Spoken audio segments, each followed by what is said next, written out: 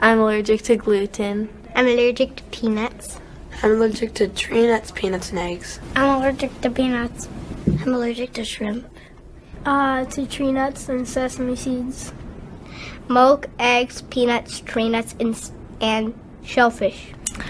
Dairy, eggs, nuts, soy, all legumes. You don't remember this? No. No, it's crazy. Tomato, potato, beef, and chicken. I'm allergic to all nuts. Egg and dairy and eggs. I wish I didn't have allergies to peanuts and shellfish. Not fun. Sad. Sometimes I can't go to like baseball or games because there's a bunch of peanuts on the ground. My greatest fear is that he won't be able to do everything that he wanted to do. It's almost like a really bad stranger has moved in next door and you're not allowed to move. And so you're always looking out the window to see if that guy is out in his driveway so your kids can go out and play. I can't have cheese pizza.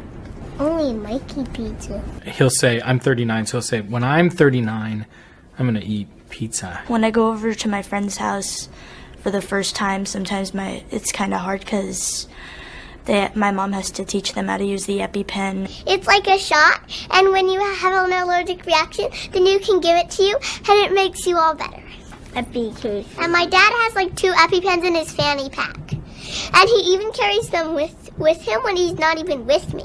Because I'm terrified of forgetting to have it when she is with me, so I just pretty much bring it everywhere, even though it's so 80s to be still carrying around a fanny pack. You just have to have this EpiPen with you because, you know, this is what's going to save your life. EpiPen, medicine. I have no idea what this is. The problem with this allergy is that you don't know where the risk is. There's this bogeyman out there that she knows she has no control over, and she never knows where it's coming from. We have to think of the unobvious things that people take for granted, like at Clint's baseball. I pull out my handy wipes and I wipe the baseball bats down. And people eat nuts and climb on the jungle gym. He touched the jungle gym and rubbed his eyes, so he had a reaction. We were going to go to the zoo, but instead we went to the hospital.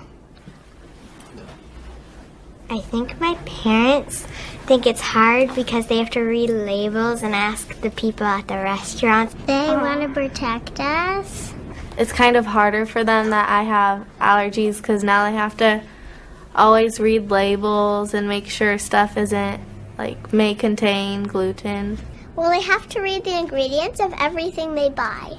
The fact that it's a life-threatening allergy, like, worries them. I never let my guard down because the minute I do that, it feels like I'm playing a bit of Russian roulette. That's the scary part. You can be very careful, but doing your best may not be enough. And I think that a lot of people don't understand the severity, the life and death nature of it. I don't think it's really, really possible to totally understand it unless you're living with it. You know, people are understanding it like I did before, you know, that you have an allergy, you have, oh yeah, you know, sniffles, oh yeah, you can get hives, you know, you react to something. Can it be life-threatening? I don't know. And then you find out, yeah, it can be. In our case with nuts, it literally is life and death. The thing that scared me the most was, like, I could barely breathe. I was like, I could just barely breathe. Like, it was really, really hard to breathe. Unfortunately, it has taken some people actually witnessing a reaction to truly understand the potential severity of it. I wouldn't wish, though, that on any parent of their child, because there's nothing more scary than seeing your child struggling to breathe, their tongue, their lips swollen. You know, it's horrifying. We need to fund a cure. I mean, either that or that I could somehow superpowerly switch with them and take them all, you know. He always says, I wish there was a cure. And that's, you know, that's the best thing that could happen.